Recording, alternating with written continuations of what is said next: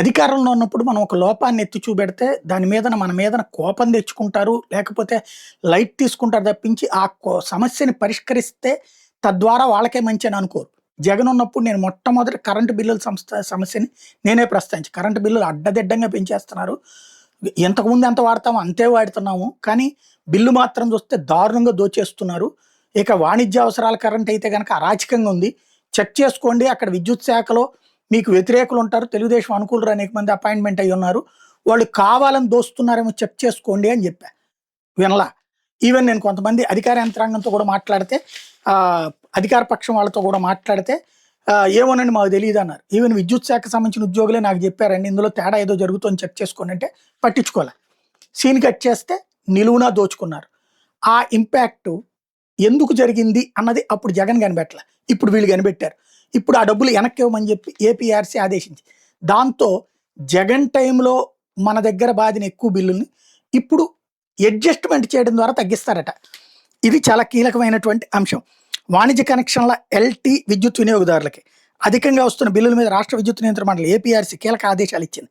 బిల్లుల పెరుగుదలకు కారణమైన kilo volt ampere reactive hour KVARH ఫీచర్ని వెంటనే బ్లాక్ చేయాలని డిస్కమ్లను ఆదేశించి ఇప్పటికే వసూలు చేసిన అదనపు బిల్లులు మొత్తానికి సంబంధించిన వినియోగదారులకి తర్వాత జారీ చేసే బిల్లులు సర్దుబాటు చేయాలని సూచించింది. గతంలో వైసీపీ ప్రభుత్వం పరిశ్రమలు వాణిజ్య విద్యుత్ కనెక్షన్లకి అంటే షాపుల వాళ్ళకి కేవీహెచ్ విధానంలో బిల్లులు ఇవ్వాలని నిర్ణయించింది. ఈ విధానంలో పవర్ ఫ్యాక్టరీ నిర్వహణ కోసం వినియోగదారులు సొంతంగా కెపాసిటర్లు ఏర్పాటు చేసుకోవాల్సి వచ్చింది. డబ్బులు తీసుకున్నారు. అప్పుడు వాటి వినియోగం మీద వినియోగదారులకు అవగాహన కల్పించకపోవడంతో కిలోవాట్ కేడబ్ల్యూతో పోలిస్తే కిలో వోల్ట్ యాంపియర్ కేవీహెచ్ వినియోగం ఎక్కువగా నమోదయ్యేది. కేవీహెచ్ వినియోగం ఆధారంగా డిస్కంలు బిల్లులు ఇచ్చేది. దీంతో వినియోగదారులకు బిల్లులు మోతమోగేది. అధిక బిల్లుల నుండి వాళ్ళకి ఊరట కల్పించాలని కూటమి ప్రభుత్వం నిర్ణయించింది అని చెప్పి వీళ్ళు రాసుకొచ్చారు. కూటమి ప్రభుత్వం నిర్ణయించడం కాదు, ఏపీఆర్సీ ఆదేశాలు ఇచ్చింది. వైకాపా ప్రభుత్వ నిర్ణయం మేరకు పరిశ్రమలు వాణిజ్య వినియోగదారులకు 19-20 ఆర్థిక సంవత్సరం కేవీహెచ్ విధానంలో బిల్లింగ్ చేయాలని కమిషన్ డిస్కంలకు సూచించింది. ఇందుకోసం స్మార్ట్ మీటర్లు అధిక లీడింగ్ రియాక్టివ్ ఎనర్జీ కేవీఏఆర్హెచ్ ఫీచర్ను అన్బ్లాక్ చేయాలని ఆదేశించింది. ఈ మేరకు డిస్కంలు అన్బ్లాక్ చేసే పవర్ ఫ్యాక్టరీ నిర్వహణకు వినియోగదారులు కెపాసిటర్లు ఏర్పాటు చేసుకోవాల్సి వచ్చింది. అయితే వాటి నిర్వహణపై అవగాహన లేకపోవడంతో రాత్రి వేళ కొందరు స్విచ్ ఆపేవాళ్ళు కాదు. కెపాసిటర్లు రియాక్టివ్ పవర్ను వినియోగించుకోవడంతో బిల్లులు పెరిగిపోయాయి. అధిక బిల్లుల వ్యవహారంపై వినియోగదారులు డిస్కమ్ల నుంచి అందిన వినతులు పరిగణలోకి తీసుకుని కమిషన్ పరిశీలిస్తే సాధారణ మీటర్లతో పోలిస్తే స్మార్ట్ మీటర్లు ఏర్పడిన తర్వాత బిల్లులు పెరగడానికి కెపాసిటర్లు రియాక్టివ్ పవర్ వినియోగించుకోవడం కారణమని గుర్తించి దీంతో కేవీహెచ్ఆర్ ఫీచర్ను మళ్ళీ బ్లాక్ చేయాలని కమిషన్ డిస్కమ్లకు ఉత్తర్వులు ఇచ్చింది.